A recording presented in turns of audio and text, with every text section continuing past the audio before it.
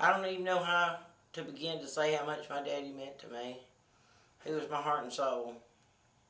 He was my life. I remember my daddy as a hard worker. He was a carpenter, and when I was little, he would come home and he would be drenched with sweat. He'd be so tired, and I'd run out to meet him at the truck every day, hug him and tell him how much I missed him. And I remember hugging him and breathing in the smell of sweat and sawdust, and to this day, when I smell that smell of sawdust, the memories of Daddy come flooding back. And I can remember his boots, carpenter boots, when salt all over them where he had sweated all day. They'd be soaking wet. But he was never too tired to spend time with me, and he was never too tired to take up for me. Daddy was easygoing most of the time, but he did have a quick temper too. Anytime a fight broke out, I knew my daddy had my back. Mom and Denise didn't stand a chance in hell. Me and Daddy, I knew he had my back. I can hear him saying now, "Y'all leave her alone. She's the baby." When I did something wrong, I was so afraid to tell him because of that temper. But usually, when I told him, it wasn't nearly as bad as I thought it was going to be because he loved me unconditionally. I can hear him saying now, "Y'all leave her alone. She's the baby. She's my baby. And y'all leave her the hell alone. If she don't want to do it, she ain't got to do it. Just leave her alone." I can't even really remember him spanking me. It was just the thought of him doing it was enough to keep me in check. There was nothing Daddy couldn't ever do or fix. He made me slingshots and time markers and bow and arrows, and we looked for arrowheads, and we walked all through the woods, and we hunted forever. And Daddy had a lot of dogs, as a lot of you know, a lot of hunting dogs, and he had some unique ways of naming his dogs. Sometimes it was just adjectives like big boy, old red, not pretty, but purty. And sometimes he named them after the people he got them from, like Urban, Miles, Annie. I remember when I was a little kid, I would get so tired because I couldn't keep up with him, and Daddy could walk forever and never get tired. And he would always just throw me up on his shoulders and hold his gun, and we'd keep on hunting. There was one dog he named Miss Joyner, and it was a male dog, and so we said, "Daddy, why'd you name a boy dog Miss Joyner?" And he said, "Well, I caught him in her yard." So that was one of his ways of naming dogs. He'd always come home and skin squirrels or rabbits or birds or bobwhites or quail, whatever, and he'd sit me up on the sink and let me watch him do that. We always loved to see what was in their craw. We wanted to know what they'd been eating because we wanted to go back and hunt some more. I tried to think of some stories that I could tell that Daddy has always told us. Some of them might have been a little bit too inappropriate. That might have been why I couldn't tell them, but mostly it was because I couldn't do them justice. My daddy was a master storyteller, and it ran in his family. I'll miss his sweet and funny stories. And the funny thing about his stories were they weren't just these wild, extravagant stories. They were stories about everyday life that he managed to weave humor into. He was the prettiest man in the world to me. He was my pride and joy. Ain't never been a man in Pelahatchie as pretty as my daddy. And I was so proud of him. I always stood proud when I stood by his side. I knew he was number one. There would never be another one like my daddy. God threw away the mold when he made my daddy. There won't ever be another Eugene Winston again. When he was in St. Dominic's, all the nurses loved him. He had such a good sense of humor about it, even though he was poked, prodded, stuck with needles almost every day in the stomach and the arm. And one of the last little nurses that came in did a TB test on him, and right there on his arm. And after she gave it, she said, "I'm going to draw a circle around the site so I can watch it." And she did that with a permanent marker. And so she left, and the next nurse came in, and he said, I wish you would look. They're drawing on me now. And the little nurse just laughed. I know you'll always know how much I love and think about you. Until we meet again, I know you'll be waiting there at the gates of heaven for me. And when I get there, one thing we will do is we will sing Blue Eyes Crying in the Rain, because we always did it so good. And that night I asked God to give me a sign. The next day, Daddy looked me right in the eyes and said, you know, everything has a beginning and an end. And I said, I know, you're right, Daddy. And I felt like that was my sign. And my God, there will never be another Taylor Eugene Winston, born 7/7/37. Daddy's life ended August the 26th, 2021. On that same day, my daddy had a new beginning in a perfect body, in a perfect place. I love you, Daddy. I love you so much, Daddy. Amen. I would like to say what a great man and father and grandfather Eugene was. He was always good to the kids and grandkids. A very good man, gave me my 2 children that I love so dearly. And everybody that knew him loved him. He was a very respected man, a very good man. I will always love him with all my heart. From the very beginning, Eugene and Laverne made me feel more like a son than a son-in-law. My fondest memories of Eugene were our countless hunting trips together, which included squirrel, rabbit, and deer. But from all the stories that he told over the years, I believe quail hunting was his favorite. He would talk about leaving out early in the morning with his dogs and hunting the Interstate 20 right-of-way between Pelahatchie and Morton. He would hunt the eastbound lane in the morning and then the westbound lane in the afternoon coming back home. Quail were plentiful during that time, and he said the dogs would usually point a different covey of birds every couple hundred yards. I'm sad to say that was before my time in the family. Whenever we'd get back from a hunting trip, I remember Laverne would have a hot breakfast ready for us to eat. That always hit the spot after a morning hunt. To this day, I'm not sure whether I enjoyed the hunt more or the breakfast. Eugene, if you're listening, I love you very much. I miss you, and I look forward to the day that we're all together again. Many of the fondest memories I have as a child involve Papaw, and growing up and spending time at his house. I learned to fish for crawfish with bacon on a string, learned how to plow a garden and eat tomatoes like apples. I learned how to hit bumblebees with a broomstick. I learned how to hide from the Avon lady. I learned how to be deadly accurate with a pellet gun. That one got me in trouble sometimes. Martins look a lot like blackbirds. Papaw didn't like that. To walk a mile in Papaw's shoes meant walking through briars, over creek beds, and he was just an avid hunter. He could spot a squirrel during a hurricane, and he'd be, "You see that one, Britton?" I'd be like, he's like, "Shoot it." I'm like, "I don't see it." He's, "Well, it's gone now."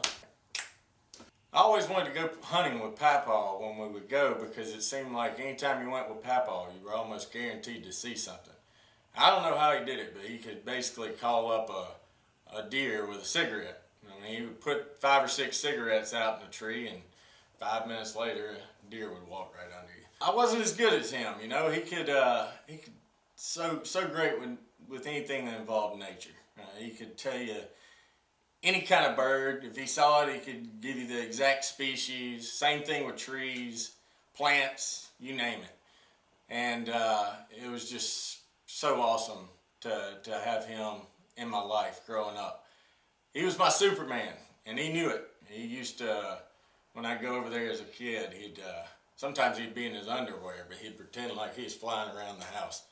I remember one time as a kid, I was over there, and I'd actually just gotten the very first Nintendo that had come out, and me and Papaw went hunting a lot, and there was a bird hunt game that came with Mario Brothers, and it was really duck hunt. It was duck hunt.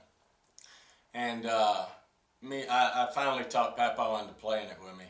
And those ducks started going across there so fast, and he couldn't hit them, and he started getting mad. And the little dog on the game will pop up and start laughing at you. And I must say, Papaw fired off a couple of shots at the dog, which I might have seen him do that a couple of times close to his own dogs if they weren't getting the job done.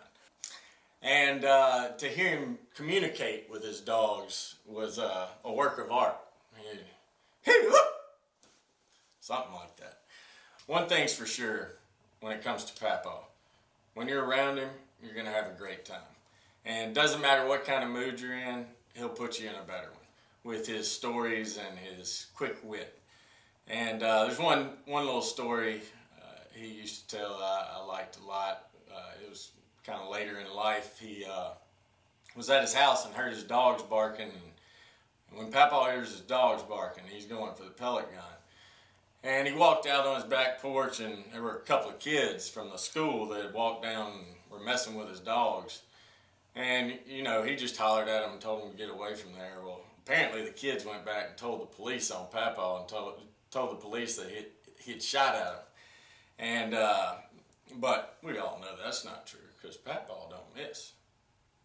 And there's one thing that I will always cherish from Papaw, and that is I have a permanent cracked thumbnail from where he slammed my thumb in his 1970s model Ford truck back in the day. So got me a permanent tattoo from Papaw. Many people have a grandfather, but not too many are fortunate enough to have a Papaw. And that man will be truly missed. And there will not be a day that goes by that I don't think about him and miss him. I love you, Papaw. I'm going to miss you a lot. Looking back on my life, there's not many memories I have that don't involve Papaw being at the center of it. Mom went back to school when we were young, and Dad was working full time, so a lot of our childhood was spent at Mama and Papaw's. Britton, Taylor, and I were so lucky having those memories at Mama and Papaw's house. There's so many that stick out to me. One of the ones that really sticks out to me is there was this old lawnmower that Papaw had taken the engine out of. And I don't think children today, my girls for sure, don't realize how lucky they are to have nice bicycles. But my brothers and I one of us would get on that old lawnmower and sit on it, and the other ones would push each other, and we would fly around my Papaw's hunting dog pens and had a ball doing it. I remember playing house in school in the playhouse that Papaw built us, swinging on the tire swing that he hung in the old cypress tree for us, and following him around in the garden. I used to think I was super sneaky because I would sneak a tomato here and there and think that I was getting away with it, but Papaw would always just turn to me and laugh because I would have tomato seeds just dribbling down my chin. And most of the time he was lighthearted like that, but every once in a while he would have to discipline us. And when I say us, I really mean Britton, because I was the angel. But I can remember multiple times running inside because of something Britton had done to me, and it probably really was bad, or I wouldn't have come in, obviously crying. But Papaw would get up, and I knew when Papaw got up that it was going to be bad, and so I almost instantly regretted it because I knew I'd be crying more watching Britton get his spanking than I probably would have cried at whatever I was tattling on him about. But that's one thing as an adult that I really appreciate, is that Papaw was this fun-loving presence. He made life so much fun, but he also taught us right from wrong. And I appreciate it now probably more than my brothers, because I was never the one getting disciplined by Papaw. After a full day of playing at their house and Papaw would come home from work, we'd have a delicious home-cooked meal that Memo made for us, and then we'd get settled and clean. And my favorite spot in their house was on their couch, and so I would curl up and have my head in one of their laps and my feet in the other, and I'd always ask to be tickled. It was the best feeling. So whether it was a turkey feather or a little strip of paper, I always loved their tickles. And so in true Papaw fashion, he had to give me a little bit of a hard time about that. So to hear him tell it, I would say, you know, Papaw, you can tickle my face if you want to. And he'd say, well, I don't really want to. And he would say, I'd get so mad, I'd throw the covers off, I'd jerk up real quick and say, fine then. And just get so mad at him. And so one night he was really giving it to me, and he said, well, fine then, I'm going to go to town and get me a real pretty little black girl to come home with me. And he really thought that would do something to me, but I just said, well, fine then, I will play with her. One thing that I think Papaw really loved is watching my girls, because they love to be tickled too. So there's not a night that goes by that we're not piled up on the couch as a family and one or more are saying, Mama, Daddy, can you tickle my face? Will you tickle my feet? And now that I'm the adult, I kind of see where Papaw was coming from. It's not always fun being the tickler. But of course you take advantage of that moment and try and give them whatever they want, just like Papaw did for me. Papaw always made sure to be there for Mama and Aunt Darlene and my brothers and Micah and I, but he was also there for his great-grandchildren, which is a true gift that I consider God giving us, that he was such a present, active part of our lives and our children's lives.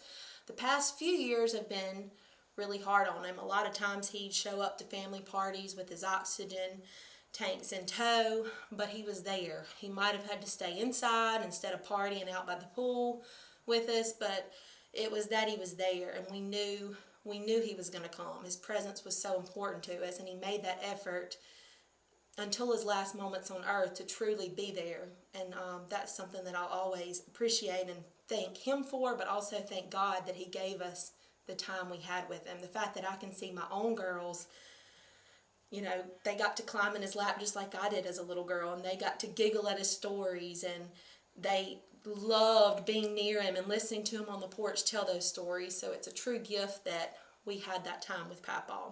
As I've gotten older, my bond with Papaw didn't change. In fact, it probably got stronger. I found myself craving to be in his presence because just being near him gave you such comfort and such joy.